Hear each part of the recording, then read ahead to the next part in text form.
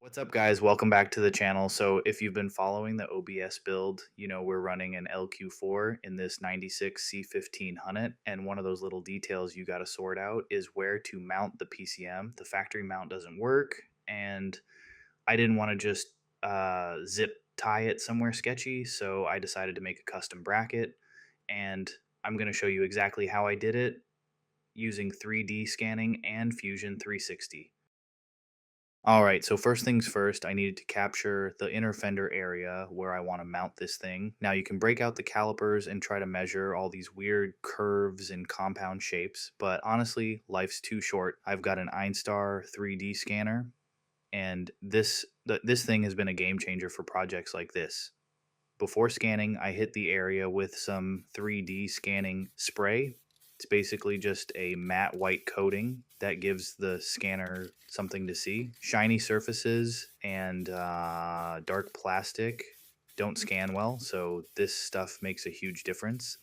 Then I just walked around the area with the Einstar and let it do its thing. And I gotta say, the software for this scanner is really impressive. It shows you in real time what it's capturing, highlights any areas you're missing, and the tracking is solid. I didn't lose registration once. The whole scan took maybe 20 minutes, and I had a clean, detailed mesh of my inner fender ready to export. If you're doing any kind of custom fab work, a scanner like this pays for itself fast.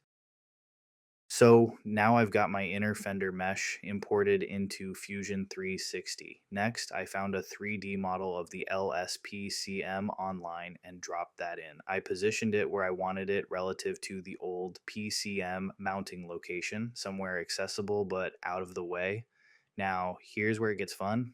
I started building out the bracket geometry, but the trick to making this work is a feature called Create Mesh Section Sketch.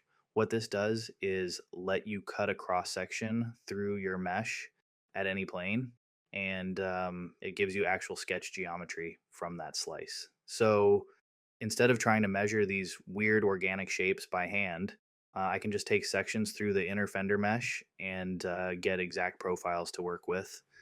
Same thing with the PCM model. It basically bridges the gap between a dumb mesh file and real parametric design. From there, I started extruding, adding the mounting holes for the PCM itself, then the mounting holes for where the bracket attaches to the truck. And here's one thing I was conscious of. I didn't want all the weight of the PCM hanging off a single bend in the plastic. So I used the mesh of the inner fender to create a support section that follows the contour of the fender. That way the load is distributed and I'm not relying on the bracket material to do all the work.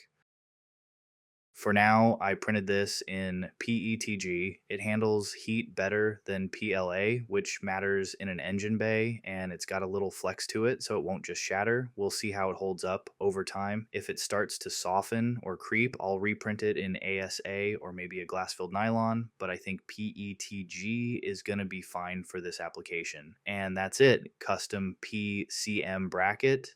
Fits perfect, looks clean, and I didn't have to hack anything together. This whole workflow of scanning, modeling, and printing is honestly how I approach most custom fab stuff now. It's just faster and the results are way more precise than trying to do it the old school way. All right, guys, if you got something out of this video, hit that subscribe button and drop a comment letting me know what kind of projects you're using 3D scanning or printing for. I'd love to see what you guys are building. Thanks for watching, and I'll see you on the next one.